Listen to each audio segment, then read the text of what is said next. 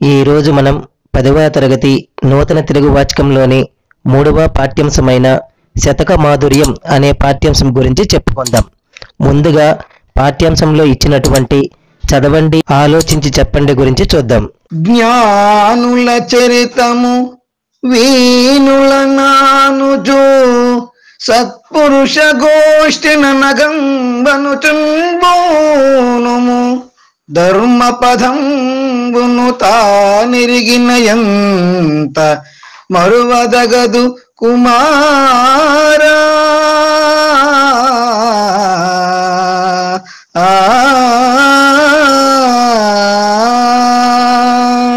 ఇక్కడిచ్చినటువంటి ప్రశ్నలను చూద్దాం. మొదటి ప్రశ్న, మంచి వారితో స్నేహం వలన ఫలితం ఏమిటి? దీని జవాబు చూసుకుంటే మంచి వారితో స్నేహం వలన పాపములు పోగొట్టును. రెండవ ప్రశ్న, దేనిని మరువకూడదు? జవాబు, ధర్మ మార్గమును మరువకూడదు. మూడవది, ఇలాంటి పద్యాలు మనకు వేటిని బోధిస్తాయి? దీని జవాబు, ఇలాంటి పద్యాలు మనకు జ్ఞానాన్ని బోధిస్తాయి. అలాగే పాఠ్యాంశం ఇవ్వడానికి గల ఉద్దేశాన్ని చూసుకుంటే శతక పద్యాలు జీవన నైపుణ్యాలను ప్రబోధిస్తాయి. ఈ పద్యాల ద్వారా విద్యార్థులను ఉత్తమ పౌరులుగా, లోకజ్ఞానం కలవారిగా తీర్చిదిద్ది వారిలో నైతిక విలువలు పెంపొందింపజేయడమే ఈ పాఠం యొక్క ఉద్దేశం. ఈ పాఠంలో మొట్టమొదట ఇచ్చినటువంటి శతక పద్యాన్ని రచించినటువంటి కవి మారద వెంకయ్య. ఈయన 1550-1600 మధ్య కాలానికి చెందినటువంటి కవి. మారద వెంకయ్య భాస్కర శతకాన్ని రచించారు. ఈ శతకం ఉదాహరణ పూర్వకమైన అనగా దృష్టాంత అలంకారంతో నీతి బోధలతో కొనసాగుతుంది. ఇది తెలుగులో వచ్చిన మొదటి దృష్టాంత శతకం. ఇప్పుడు ఇచ్చినటువంటి పద్యాన్ని చూద్దాం. పలుచని నీచ మానవుడు పాటింతలంపక నిష్ఠురోక్తులన్ పలుకుచునుండుగాని మతి భాషురుడైన గుణ ప్రపూర్ణుడు అప్పలుకులన్ పల్కబోవడు నిబద్ధిగా నిట్లన వెల్తికుండ తాంతొలకుచునుండుగాని మరి దుల్కునే నిండు ఘటంబు భాస్కరా. భాస్కర, ఓ సూర్య భగవానుడా, పలుచని నీచ మానవుడు అనగా బలము లేని నీచ మానవుడు పాటి తలంపక, న్యాయమును గూర్చి ఆలోచించక నిష్ఠురోక్తులన్ పలుకుచునుండును గాని.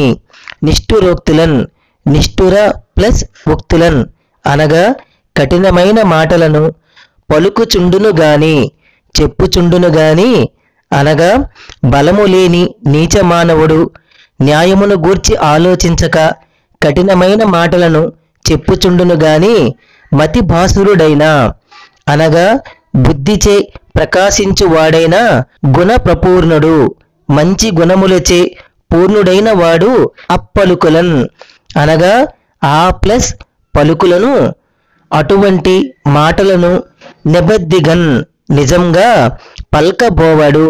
పల్కన్ ప్లస్ పోవడు అనగా మాట్లాడడు. ఎట్లనన్ ఏ విధంగా అంటే వెల్తికొండ నీరు తక్కువగా ఉన్న కొండ తను తొనుకుచుండును గాని తొనుకుతూ ఉంటుంది గాని మరి నిండు ఘటంబు నీటితో నిండుగా నిండినటువంటి కొండ మరి తొలుకునే మరి తొనుకుతుందా అనగా తొనకదు అని అర్థం. ఒకసారి భావాన్ని చూస్తే, ఓ సూర్య భగవానుడా, వెలితికొండ తొనుకుతుంది గాని నీరు నిండుగా ఉన్న కొండ తొనకదు. అలాగే మంచి గుణం లేని నీచుడు న్యాయాన్ని గురించి ఆలోచించకుండా కఠినమైన మాటలు మాట్లాడుతాడు. సద్గుణాలతో ఉండే మంచివాడు అలాంటి పరుషమైన మాటలను మాట్లాడడు అని భావం. తరువాత ఇచ్చినటువంటి పద్యాన్ని రచించినటువంటి కవి దూర్జటి. 16వ శతాబ్దానికి చెందినటువంటి కవి. శ్రీకృష్ణదేవరాయల అష్టదిగ్గజ కవులలో దూర్జటి ఒకరు. ఈయన రచనలు శ్రీకాళహస్తీశ్వర శతకం, శ్రీకాళహస్తి మహత్యం ఈయన రచించారు. ప్రస్తుతం మనకి శ్రీకాళహస్తీశ్వర శతకంలో ఉన్నటువంటి పద్యాన్ని చూద్దాం.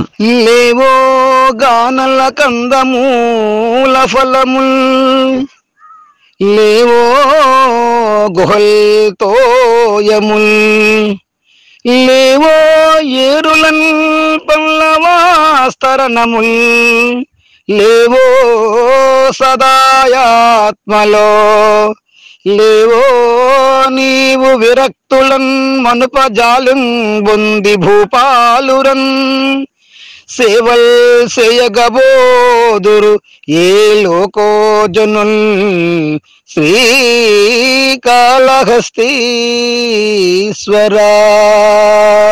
పద్యం యొక్క అర్థాన్ని చూస్తే శ్రీకాళహస్తీశ్వర, శ్రీ అనగా శుభకరమైన, కాళహస్తి కాళహస్తి అను ప్రదేశమున వెలిసిన ఈశ్వర ఓ శంకర, లేదా శ్రీ అనగా సాలిపురుగు, కాల అనగా పాము, హస్తి అనగా ఏనుగుకు మోక్షమిచ్చినటువంటి ఈశ్వర ఓ శంకర, కానల కందమూల ఫలముల్ లేవో, కానలన్ అడవుల యందు, కందమూల కందమూలములు, ఫలముల్ పండ్లు, లేవో లేవా అంటే అడవుల యందు కందమూల ఫలములు పండ్లు లేవా.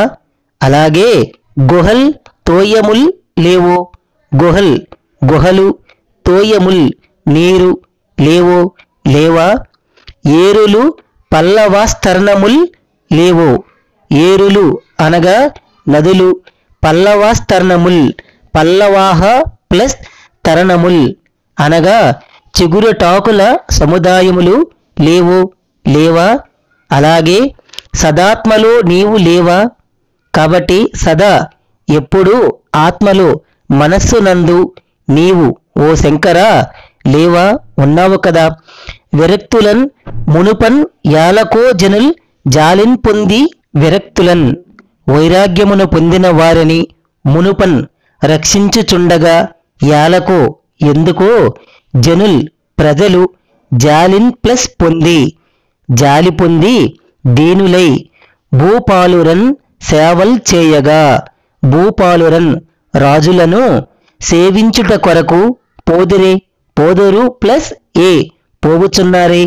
ఒకసారి పద్య భావాన్ని చూద్దాం. శ్రీకాళహస్తీశ్వర, ఈ అడవుల యందు తినుటకు కందమూల ఫలములు లేవా, అననచో ఉన్నాయి. నివసించడానికి గుహలు ఉన్నాయి, త్రాగడానికి నదుల్లో నీరు ఉన్నది, మనసులో నీ ఉన్నావు అనే ధైర్యం కలవారందరినీ నీవు రక్షించి మోక్షమునిచ్చుచుండగా, దాసులై రాజులను సేవించడానికి ఎందుకు తరలిపోతున్నారు అని భావం. తర్వాత 3వ శతక పద్యాన్ని రచించినటువంటి కవి పోతులూరి వీరబ్రహ్మేంద్ర స్వామి. ఆ పద్యాన్ని చూద్దాం. పోతులూరి వీరబ్రహ్మేంద్ర స్వామి 17వ శతాబ్దానికి చెందిన కవి. ఈయన కడప జిల్లా వాసి.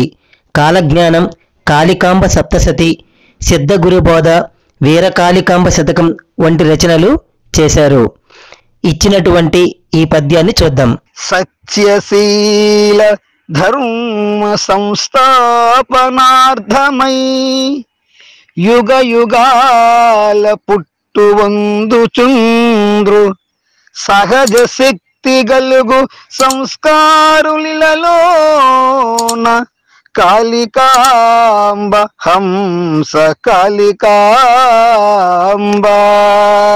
కాళికాంబ హంస కాళికాంబ. కాళికాంబ తల్లివైన కాళిక, హంస కాళికాంబ. హంస పరమాత్మురాలవైన కాళికాంబ ఓ పరాశక్తి, సత్యశీల ధర్మ సంస్థాపనార్థమై, సత్య నిజము, శీల స్వభావం, ధర్మ ధర్మం సంస్థాపనార్థమై, సంస్థాపన ప్లస్ అర్థము ప్లస్ ఐ తిరిగి స్థాపించుటకు, యుగ యుగాల సహజ శక్తి గలుగు. యుగ యుగాల యుగముల నందు అనగా ప్రతి యుగంలోనూ సహజ శక్తి గలుగు, వివేకం విచక్షణ సహజ శక్తులు కలిగిన సంస్కారులలోన, సంస్కారాలు చక్క చేసేవారు ఇలలోన, ఈ భూమిపైన పుట్టు వందు చుండ్రు, పుట్టువు ప్లస్ వందు చుండ్రు, పుట్టు వందు చుండ్రు, జన్మించుచున్నారు. ఒకసారి భావాన్ని చూద్దాం. ఓ కాళికాంబ, సత్యం, శీలం, ధర్మం అనే వాటిని తిరిగి స్థాపించడానికి ప్రతి యుగంలోనూ వివేకం, విచక్షణ, సహజ శక్తులు కలిగిన సంస్కారులు భూమిపై పుడుతూనే ఉంటారు అని భావం. తర్వాత ఇచ్చినటువంటి వేమన శతకంలోని పద్యాన్ని చూద్దాం. ఈ వేమన శతకాన్ని రచించినటువంటి కవి వేమన. వేమన క్రీస్తు శకం 1652-1730 మధ్యకాలానికి చెందిన కవి అని పరిశోధకుల అభిప్రాయం. ఈయన శ్రీ సత్యసాయి జిల్లా కటారుపల్లిలో సిద్ధి పొందారు. విశ్వదాభిరామ వినురవేమ అనే మొగటంతో ఆటవెలది చందంలో పద్యాలను రచించినటువంటి కవి వేమన. అలాంటి వేమన శతకంలో మనకిచ్చినటువంటి పద్యాన్ని చూద్దాం. భూమిలోన బుట్టు భూషారమెల్లను, తనువులోన బుట్టు తత్వమెల్ల, శ్రమములోన బుట్టు సర్వంబు తానేను, విశ్వదాభిరామ వినురవేమా. విశ్వదాభిరామ వినురవేమ. విశ్వదాభిరామ, విశ్వద ప్లస్ అభిరామ, ప్రపంచమునకు ఇష్టమైన వాడా వేమ. వేమ వినుర, వినవలసినది. భూసారమెల్లను, భూమిలోన బుట్టు, భూసారము ప్లస్ ఎల్లను, భూమి యందు శక్తి అంతా భూమిలోనన్ ప్లస్ పుట్టు, భూమిలోనే పుడుతుంది. తత్వమెల్ల, తనువలోన బుట్టు, తత్వమెల్ల, తత్వము ప్లస్ ఎల్ల, జ్ఞానమంతా తనువులోనన్ ప్లస్ పుట్టు, శరీరము నుండే పుడుతుంది. సర్వంబు తానవును, శ్రమములోన బుట్టు, సర్వంబు సర్వ సంపదలు తానవును, తాను ప్లస్ అవును, తాను కూడా శ్రమములోనన్ పుట్టు, శక్తి నుంచే జన్మిస్తాయి అని అర్థం. ఒకసారి భావాన్ని చూసుకుంటే, ఓ వేమ, భూమి యొక్క శక్తి అంతా భూమి నుంచే పుడుతుంది. అలాగే జ్ఞానం శరీరం నుండే జన్మిస్తుంది. కష్టపడితేనే అన్నీ సాధ్యం అవుతాయి. ప్రపంచం నుంచే చరాచర జీవకోటి అంతా జన్మిస్తుంది. శ్రమ నుంచే సర్వ సంపదలు వస్తాయి. శ్రమయే అన్నింటికీ మూలం అని భావం. తర్వాత ఇచ్చినటువంటి 5, 6 పద్యాలు ఏనుగు లక్ష్మణకి వివరించినటువంటి సుభాషిత రత్నావళి అనే శతకంలోనివి. ఈ వీడియోలో మనం కొన్ని పద్యాల యొక్క ప్రతిపదార్థాలు, తాత్పర్యాలు చెప్పుకున్నాం కదా. మిగిలినటువంటి పద్యాలు, ప్రతిపదార్థాలు, తాత్పర్యాలను మరొక వీడియోలో తెలుసుకుందాం. ధన్యవాదములు.